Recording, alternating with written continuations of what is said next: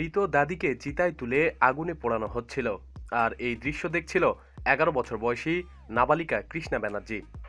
এমন দৃশ্য দেখে আতঙ্কিত হয়ে ঘর ছাড়েন এই বালিকাটি।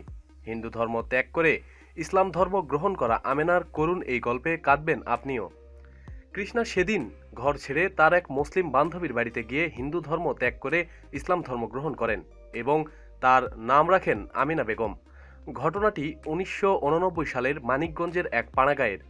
বর্তমানে সেই আমিনা বেগমের বয়স 35 বছর।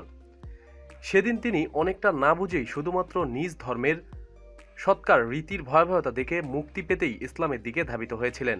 এর ফলে পৈতৃক সম্পত্তি, আত্মীয় স্বজন সবকিছুর মায়া ত্যাগ করতে হয়েছিল তার।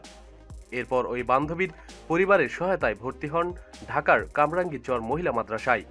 সেখানে অল্প সময়ই নাও মুসলিম আমিনা বেগম হয়ে ওঠেন একজন কোরআনী হাফেজ। মাদ্রাসায় পড়াকালীন সময় সেখানকার হুজুরের মধ্যস্থই আমিনার বিয়ে হয় নোয়াখালীর সন্দ্বীপের হাফেজ বদিউল আলমের সঙ্গে। ধর্মীয় অনুশাসনের মধ্যে সুখে সংসার ছিল তার।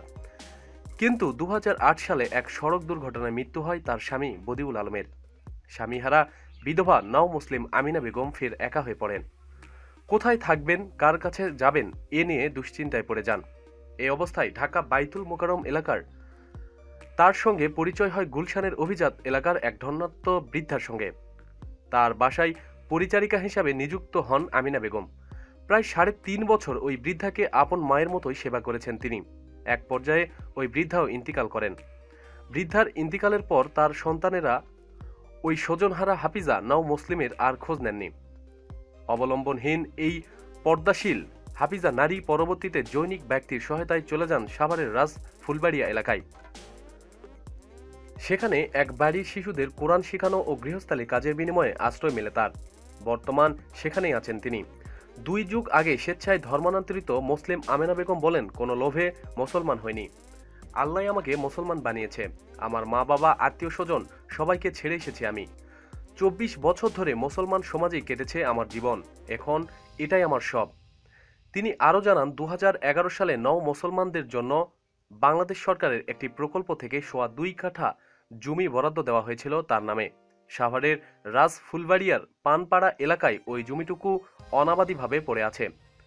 অর্থাভাবে সেখানে একখানা ঘর বানিয়ে বসবাসের ব্যবস্থা করতে পারেনি তিনি। আমেনা বলেন, বাসায় বাসায় প্রাইভেট পড়িয়ে আমি জীবিকা নির্বাহ করছি। অন্যের বাসায় থাকি, অনাত্মীয় কারো বাসা থেকে পর্দা পালন করা কষ্টকর হচ্ছে। অথচ মুসলমান হওয়ার পর থেকে আমি কখনো পর্দা লঙ্ঘন করিনি। তার একটি ছবি তুলতে চাইলে তিনি বলেন, আপনার সামনে মুখ খুলতে পারবো না। ছবি তোলাকে গুনহার কাজ বলেই বিশ্বাস করেন তিনি। অপরের অধীনে মানবেতর জীবন থেকে মুক্তি হয়ে আত্মনির্ভরশীল হতে চান তিনি।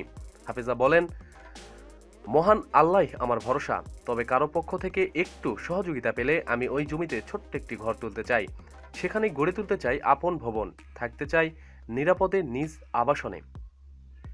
প্রতিদিন সব খবরাখবরের জন্য সাথেই থাকুন এবং সাবস্ক্রাইব করুন। ধন্যবাদ।